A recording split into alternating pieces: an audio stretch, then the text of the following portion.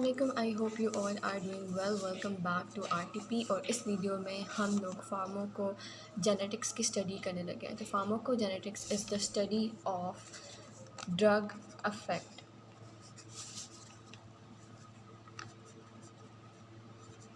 अब इस drug affect में हमारे पास क्या आता है, दो चीज़ें आ रही होती हैं और वो दो चीज़ें क्या क्या हैं। एक तो डिस्ट्रीब्यूशन आ जाती है और डिस्ट्रीब्यूशन के बाद जो दूसरी चीज़ है वो हमारे पास क्या है, ड्रग की डिस्पोजिशन है। तो हम लोग कह रहे थे कि pharmacogenetics is the study of drug affect. और drug affect includes what, it includes the distribution and its include the disposition.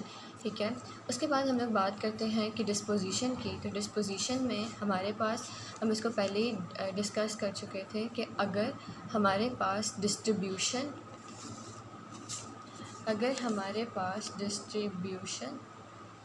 And elimination, ये दोनों चीज़ें साथ हमने टर्म करनी हो तो हम उसको डिस्पोजिशन में कर रहे होते हैं। ठीक है, तो pharmacogenetics is the study of the drug affect. और ड्रग अफेक्ट में भी हमारे पास डिस्ट्रीब्यूशन और डिस्पोजिशन आ जाती है, विच कैन अफेक्ट। अच्छा, अब ये दोनों चीज़ें हम लोग किस पॉइंट ऑफ व्यू से देख रहे होते हैं, हम लोग ये जेनेटिक पॉइंट ऑफ व्यू से देख रहे होते हैं।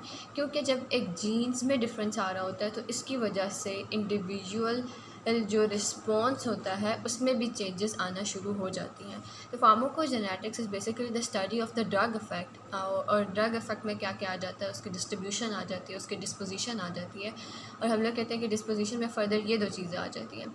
अब ये जो है वो हमारे पास जेनेटिक पॉइंट ऑफ व्यू से हम लोग देख रहे होते हैं, क्योंकि जब जीन्स में डिफरेंस आता है तो जीन्स में डिफरेंस आने की वजह से जो इंडिविजुअल का रिस्पॉन्स होता है उसमें भी चेंजेस आना शुरू हो जाती हैं। तो इसको हम लोग क्या कहते हैं कि फार्माकोजेनेटिक्स है ये।